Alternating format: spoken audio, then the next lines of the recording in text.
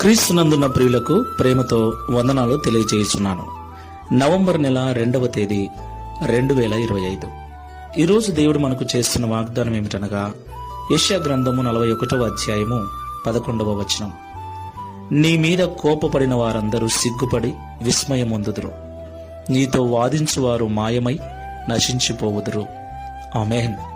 నా ప్రియమైన సహోదరి సహోదరులారా, ఈ లోకంలో యేసుక్రీస్తు ప్రభుల వారి కాలము నుండి నేటి వరకు క్రైస్తవులకు వ్యతిరేకంగా వాదించేవారు, క్రైస్తవుల మీద అనవసరంగా కోపపడేవారు, క్రైస్తవులను నిందించేవారు, క్రైస్తవులను కొట్టి అవసరమైతే చంపే దుర్మార్గపు మనసు కలిగిన వారు చాలా మంది ఉన్నారు. అవును ప్రియులారా, కొన్నిసార్లు మన ఇంట్లో వారే మనకు వ్యతిరేకంగా కోపపడుతూ ఉంటారు. మన పిల్లలే, మన భర్తనే, మన భార్యనే, మన తల్లిదండ్రులే, ఏమి కాని వారు కూడా కొన్నిసార్లు కోపపడుతూ మనతో వాదిస్తూ మన జీవితాన్ని బలహీనపరిచేటువంటి స్థితికి తీసుకెళ్తారు.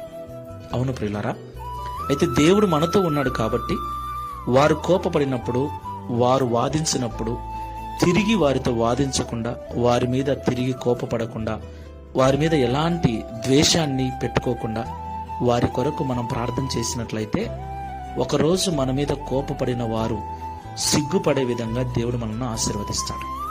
మనతో వాదించేవారు మన ఎదురుగ్గా నిలబడటానికి భయపడేటట్లుగా, మన నుండి పారిపోయేటట్లుగా దేవుడు మన జీవితాన్ని ఉన్నత స్థితికి తీసుకెళ్తాడు.